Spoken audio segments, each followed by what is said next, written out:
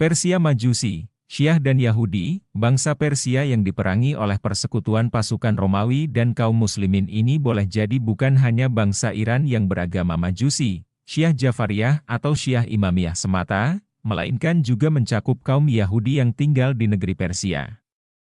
Setidaknya, antara bangsa Yahudi, kaum Majusi, dan penganut Syiah Jafariyah mempunyai hubungan yang erat dan saling mempengaruhi sejak masa silam. Untuk bisa memahaminya, ada baiknya bila diketengahkan sejarah hubungan antara Yahudi, Majusi dan Syiah. Akibat mengalami penindasan yang panjang selama beribu tahun, bangsa Yahudi memelihara kepercayaan nenek moyang mereka yang pada dasarnya menyimpang, bahkan bertentangan dengan akidah yang diajarkan oleh Nabi Musa. Kepercayaan kuno itu dipelihara dengan keyakinan untuk mempertahankan eksistensi mereka. Di antara kepercayaan yang tertua dan paling dihormati adalah kepercayaan Kabbalah, atau kadangkala ditulis Kabbala. Nama Kabbalah diambil dari kata Ibrani, kibil, yang maknanya menerima. Kabbalah dalam hal ini berarti menerima doktrin okultisme, ilmu sihir, rahasia, sejak masa Nabi Ibrahim meninggalkan Sumeria, Irak sekarang ini, sampai dengan masa penjajahan Romawi atas Palestina. Kabbalah tetap merupakan kepercayaan Yahudi yang sangat rahasia, yang ajarannya hanya diketahui oleh anggotanya, disampaikan dengan cara dari mulut ke telinga. Disampaikan oleh para pendeta tinggi kepada para novice. Selama periode ini para pendeta tinggi itu tinggal di Sumeria, kemudian menyebar ke Mesir kuno, dan Palestina kuno. Salah seorang pendeta tinggi Kabbalah ialah Samir, tokoh yang mengajak Bani Israel yang baru saja keluar dari tanah Mesir untuk menyembah patung anak sapi yang terbuat dari emas, tatkala mereka ditinggalkan oleh Nabi Musa berhalwat di Gunung Tursina di Sinai untuk menerima wahyu, firman yang 10, dari Allah. Beberapa waktu sesudah berakhirnya penjajahan Romawi di Palestina, para pendeta tinggi Kabbalah memutuskan tradisi okultisme kunomor itu untuk direkam secara tertulis ke atas papirus berupa gulungan, scroll, sebagai usaha agar ajaran itu dapat diwariskan kepada generasi Yahudi berikutnya. Selama masa pendudukan Romawi itu ajaran Kabbalah dihimpun dari berbagai tradisi lisan ke dalam beberapa gulungan, dan akhirnya dijilid ke dalam sebuah kitab yang utuh. Tugas menghimpun ajaran yang masih berupa lisan itu dibebankan kepada dua orang, yaitu Rabbi, guru, pendeta, Akiva bin Joseph, yang menjadi ketua majelis tinggi pendeta Sanhedrin pada waktu itu, dan pembantunya Rabbi Simon bin Joachai. Pada waktu itulah Kabbalah tersistematikan menjadi dua jilid, Sefer Yetzrah, Kitab Genesis, tentang penciptaan alam semesta, dan Sefer Zohar, Kitab Keagungan. Kitab Zohar penuh dengan ayat-ayat yang bersifat rahasia dan amsal, dan ayat-ayat itu hanya dapat dipahami melalui kitab Yetzrah, semacam kitab tarjamah. Beberapa abad sesudah Masehi, di Eropa muncul kitab ajaran Kabbalah yang baru bernama Sefer Bahir, Kitab Cahaya. Ketiga kitab itu semuanya tertulis dalam bahasa Ibrani, yang kemudian atas pertimbangan pragmatisme diterjemahkan ke dalam berbagai bahasa Eropa. Ketiga kitab Kabbalah itu memuat ajaran sangat suci bagi sekte kultus sesat, penyembahan kepada iblis, dan menjadi buku pegangan gereja-gereja iblis di seluruh dunia. Kaum Yahudi Kabbalis, sebagaimana ajaran Samir, secara terang-terangan menyatakan permusuhan mereka kepada Tuhan yang Maha Esa, Maha Pencipta alam semesta. Menurut iman mereka, iblis atau Lucifer telah diperlakukan dengan tidak adil dan ia adalah satu-satunya Tuhan yang berhak disembah. Iblis adalah Tuhan mereka. Iblis, atau khususnya, setan, dalam bahasa-bahasa Semit, termasuk bahasa Arab, berarti pemberontak, pembangkang, yakni memberontak dan membangkang kepada Allah. Karena itu kaum Kabbalis tidak menyebutnya dengan nama iblis. Mereka menyebutnya dengan nama Lucifer, yang berarti pembaca sinar cahaya. Penggunaan kata iblis dianggap sebagai penghujatan kepada Tuhan mereka. Kata Lucifer berarti cahaya, terang, pencerahan, dan sebagainya. Salah satu tema penting yang berkaitan dengan kepercayaan Kabbalah ialah kekuasaan yang datang dari cahaya, api, dan matahari. Ketiga hal itu menjadi perlambang dari ajaran penyembahan kepada iblis yang dipercaya diciptakan dari api. Segala sesuatu yang berkaitan dengan cahaya, api atau matahari, merupakan perlambang dari iblis. Ajaran Kabbalah menjelaskan adanya hierarki kekuasaan yang mereka sebut Sefrotim, yang dalam bahasa Ibrani berarti penyinaran. Ada 10 Sefrotim, yang dalam bahasa Ibrani disebut Sitra Ahadits Riwayata, yang artinya sisi lain. Penyinaran, Sefrotim, direpresentasikan oleh sejumlah makhluk supranatural yang dalam bahasa Ibrani disebut Shedim. Shedim terdiri dari sejumlah roh. Roh tertinggi adalah Lucifer sebagai pembawa cahaya. Semua roh yang disebut Shedim itu tercipta dari asal api. Oleh karena itu api menjadi sesembahan terpenting dalam ajaran Kabala.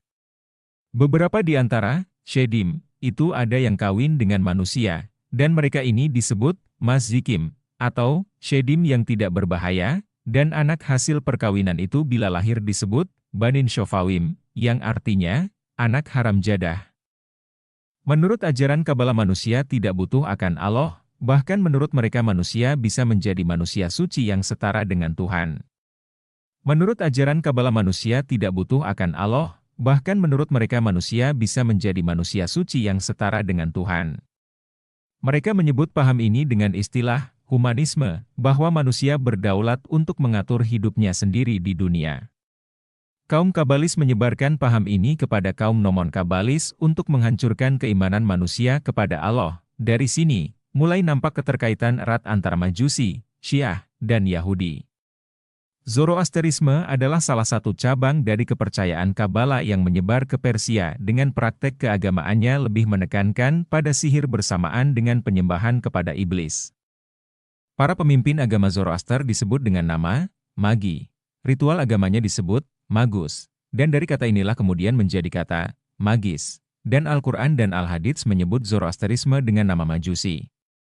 Ritual para Magi bertujuan untuk menyempurnakan seni sihir okultisme dan ilmu tenung, teluh, dan santet melalui bantuan jin dan roh-roh halus. Cabang kepercayaan Kabala juga berkembang ke Mesir kuno di masa Fir'aun. Ilmu astrologi, ramalan nasib yang dikaitkan dengan posisi bintang-bintang tertentu, zodiak, numerologi, ramalan berdasarkan angka-angka yang dikaitkan dengan alfabet, berkembang di Sumeria, kemudian ke Mesir, ke Babilonia, dan ke Persia, yang dihubungkan dengan penyembahan roh-roh halus. Ajaran Kabala di Persia tertulis di dalam kitab suci mereka yang dinamakan Avesta. Di dalam Avesta, Lucifer disebut dalam bahasa Persia kuno dengan nama Ahura Mazda, atau Ormuzd, yaitu sang pembawa cahaya. Untuk menghormati Ormuzd, atau Lucifer, kaum Kabalis Zoroaster menyembah api dan matahari sebagai perlambang Lucifer. Kepercayaan Kabala Zoroaster bertahan hidup selama lebih dari 1000 tahun sampai Persia ditaklukkan oleh Islam pada tahun 651 Masehi. Meskipun demikian agama ini masih dianut secara sembunyi-sembunyi oleh sebagian kecil pemeluknya di Iran sampai dengan sekarang ini. 3. Romawi, Uni Eropa, bersatu memerangi kaum muslimin. Dalam hadits, Auf bin Malik dijelaskan bahwa bangsa Romawi atau Uni Eropa akan bersatu dan mengirim pasukan besar berkekuatan 960.000 prajurit untuk memerangi pasukan Islam pasca pengkhianatan perjanjian damai secara sepihak. Dalam hadits tersebut, Rasulullah Shallallahu Alaihi Wasallam bersabda, "Lalu gencatan senjata antara kalian dengan Bani Ashfar. Mereka mencederai gencatan senjata dan memerangi kalian dengan membawa 80 panji perang. Pada setiap panji perang ada 12.000 prajurit."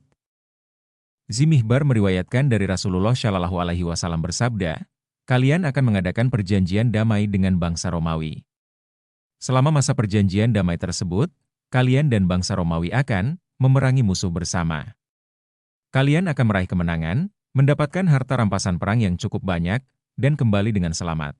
Ketika kalian pulang dan sampai di padang sabana yang berbukit-bukit, seorang prajurit Romawi mengangkat salib dan berteriak dengan lantang, 'Jayalah salib!' Mendengar hal itu, seorang laki-laki dari barisan kaum muslimin pun bangkit dan mematahkan kayu salib. Ketika itulah bangsa Romawi membatalkan perjanjian damai dan mempersiapkan kekuatan untuk memerangi kalian. Mereka datang dengan membawa 80 panji, dan masing-masing panji berkekuatan 12.000 pasukan. Hadits ini mengisyaratkan bahwa bangsa Romawi atau Uni Eropa akan bersatu dan mengumpulkan kekuatan militernya dalam peperangan penentuan nasib melawan pasukan Islam. Dr. Muhammad bin Ahmad Mubayyad menjelaskan tentang hadits di atas dengan mengatakan, kata gayah, makna asalnya, tujuan, dalam hadits ini maksudnya adalah bendera dan panji perang. Barangkali Nabi Shallallahu Alaihi Wasallam telah menggunakan lafaz gayah sebagai ganti dari kata rayah, maknanya, bendera dan panji perang, untuk menunjukkan bahwa setiap negara atau setiap panji perang yang turut serta dalam peperangan tersebut memiliki tujuan sendiri-sendiri. Seperti yang kita lihat pada aliansi-aliansi pada zaman sekarang, atau seperti yang bisa kita perhatikan sekarang pada aliansi perang terhadap Irak. Pasukan-pasukan dari berbagai belahan dunia melakukan aliansi dalam menginvasi Irak, dan masing-masing pasukan memiliki tujuan khusus yang berbeda dengan tujuan pasukan lainnya dari keikutsertaan dalam aliansi tersebut. Meskipun mereka semua disatukan oleh kepentingan-kepentingan materi. Hal itu antara lain berdasar hadits-hadits berikut ini dari Abu Darda, bahwasanya Rasulullah Shallallahu Alaihi Wasallam bersabda, sesungguhnya kota tempat berkumpulnya kaum muslimin pada hari berkecamuknya perang yang sangat sengit adalah di Gutah dekat sebuah kota yang dinamakan Damaskus, yang termasuk kota terbaik negeri Syam. 4. Ketangguhan dan kekuatan pasukan Romawi, Uni Eropa. Selain jumlah personel yang hampir mencapai 1 juta prajurit, pasukan Romawi Bani Asfar yang dihadapi oleh pasukan Al-Mahdi. Dalam Al-Malhamah Al-Kubra ini adalah pasukan yang sangat tangguh dan terampil. Mereka adalah para prajurit komando yang memiliki keunggulan dalam banyak hal, strategi, fisik, dan mental. Belum terhitung jumlah personel, logistik, dan peralatan mereka yang besar. Hal itu sebagaimana yang telah dijelaskan dalam hadits berikut, saat sedang duduk-duduk bersama Abdullah bin Amr bin Ash, Mustaurid Al-Qurasyi berkata, saya mendengar Rasulullah Shallallahu Alaihi Wasallam telah bersabda, menjelang terjadinya kiamat, bangsa Romawi adalah bangsa yang paling besar jumlah penduduknya. Mendengar hal itu, Abdullah bin Amr menukas, apa-apaan yang engkau katakan ini? Mustaurid menjawab, aku hanya mengatakan apa yang benar-benar aku dengar langsung dari Rasulullah Shallallahu Alaihi Wasallam. Abdullah bin Amr menjawab, jika yang engkau katakan itu benar, pastilah mereka adalah sebuah bangsa yang memiliki 4 karakter. Mereka adalah orang yang paling santun saat terjadi fitnah, kekacauan. Mereka adalah orang yang paling cepat bangkit saat terkena musibah. Mereka adalah orang yang paling cepat maju menyerang setelah mundur mengatur barisan, dan mereka adalah orang yang paling memperhatikan nasib orang miskin, anak yatim, dan kaum lemah. Dan karakter kelima sungguh sebuah akhlak yang indah, yaitu mereka adalah orang yang paling anti terhadap kezaliman penguasa. Hadits ini menggambarkan 4 atau 5 keistimewaan pasukan Romawi. A. Santun saat terjadi fitnah, kekacauan dan peperangan. Mereka sangat berhati-hati, penuh perhitungan, dan tidak terbawa yang meledak-ledak dalam menghadapi sebuah urusan, utamanya di saat sedang marah. Ini pertanda mereka mempunyai kematangan emosional. Itulah sebabnya para ulama menjelaskan bahwa santun adalah pertanda kewarasan akal seseorang. Al-hilmu syiaru al-ukala. Lawannya adalah al-jahlu, yaitu kebodohan. Bodoh dalam pengertian cepat marah, bertindak gegabah, kurang perhitungan, kurang perencanaan, dan tidak mampu mengendalikan emosi. B. Cepat sadar dan bangkit saat tertimpa musibah. Kekalahan di medan laga, kehilangan harta benda dan saudara, kekurangan sarana, dan berbagai kesulitan hidup lainnya tidak mematahkan semangat juang mereka. Setiap kali jatuh, mereka langsung bangkit berdiri, berjuang dan bertahan dengan cara yang lebih baik. Pukulan lawan semakin memperkokoh fisik dan mentalnya. Orang biasa menyebutnya dengan istilah daya kenyal, C. Cepat maju untuk menyerang setelah mundur mengatur barisan. Tingkat mobilitas dan fleksibilitas mereka tinggi. Secepat kilat mereka menghantam musuh secara kolektif, lalu berpencar dan mundur untuk mengatur barisan, selanjutnya kembali melakukan serangan kolektif secepat kilat. D. Memperhatikan nasib orang miskin, anak yatim, dan kaum lemah. Solidaritas mereka tinggi. Hal itu ditunjukkan oleh usaha-usaha sosial mereka untuk menyantuni orang-orang miskin, anak-anak yatim, dan kaum lemah yang terabaikan. Menentang dan mencegah kesaliman penguasa. Mereka sangat anti terhadap penyimpangan dan penyalahgunaan kekuasaan. Mereka berusaha menciptakan clean government dan menegakkan pemerintahan yang adil. Abdullah bin Mas'ud yang semula bersandar pun terkejut, lalu duduk, dan berkata, sesungguhnya kiamat tidak akan terjadi sehingga tiba suatu masa. Pada saat itu harta warisan tidak lagi dibagi-bagi, dan manusia tidak bergembira manakala mendapat harta rampasan perang, Abdullah bin Mas'ud lantas menunjuk dengan tangannya ke arah Syam, dan kembali melanjutkan jawabannya. Di sana akan berkumpul musuh yang bersatu untuk memerangi umat Islam, dan umat Islam pun bersatu untuk menghadapi mereka. Saya, Yusair bin Jabir, bertanya, apakah yang Anda maksudkan adalah bangsa Romawi? Abdullah bin Mas'ud menjawab, ya benar, dan dalam pertempuran itu akan terjadi pertarungan yang sengit. Kaum muslimin membentuk sebuah pasukan perintis berani mati, yang tidak akan kembali kecuali setelah mendapat kemenangan. Terjadilah pertempuran dahsyat, dari pagi hari hingga sore, sampai akhirnya datang malam menghentikan peperangan mereka. Kaum muslimin dan bangsa Romawi kembali ke kemah-kemah mereka, tanpa ada pihak yang meraih kemenangan. Seluruh pasukan perintis itu terbunuh di medan laga, maka kaum muslimin kembali membentuk sebuah pasukan dan mensyaratkan berani mati yang tidak akan kembali kecuali setelah mendapat kemenangan. Terjadilah pertempuran dahsyat, dari pagi hari hingga sore, sampai akhirnya datangnya malam menghentikan peperangan mereka. Kaum muslimin dan bangsa Romawi kembali ke kemah-kemah mereka, tanpa ada pihak yang meraih kemenangan. Kelompok pasukan perintis berani mati itu terbunuh di medan laga. Kaum muslimin pun kembali membentuk sebuah pasukan dan mensyaratkan berani mati yang tidak akan kembali kecuali setelah mendapat kemenangan. Terjadilah pertempuran dahsyat, dari pagi hari hingga sore, sampai akhirnya datang waktu malam menghentikan peperangan mereka. Kaum muslimin dan bangsa Romawi kembali ke kemah-kemah mereka, tanpa ada pihak yang meraih kemenangan. Seluruh pasukan berani mati umat Islam itu terbunuh di medan laga. Pada hari keempat, kaum muslimin yang tersisa maju ke kancah pertempuran dengan ganas, sehingga akhirnya Allah mengalahkan bangsa Romawi. Pasukan Romawi terbunuh dalam jumlah yang sangat banyak yang belum pernah dialami sebelumnya, begitu banyaknya yang terbunuh, sehingga apabila ada burung yang melewati kawasan pertempuran mereka, maka burung itu akan mati sebelum meninggalkan mereka, akibat bau busuk bangkai yang bertebaran.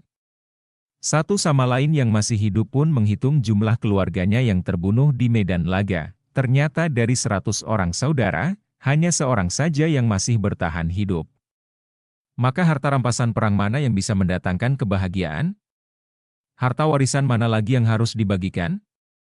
Tatkala mereka dalam kondisi pilu seperti itu, tiba-tiba mereka mendengar musibah yang lebih besar lagi.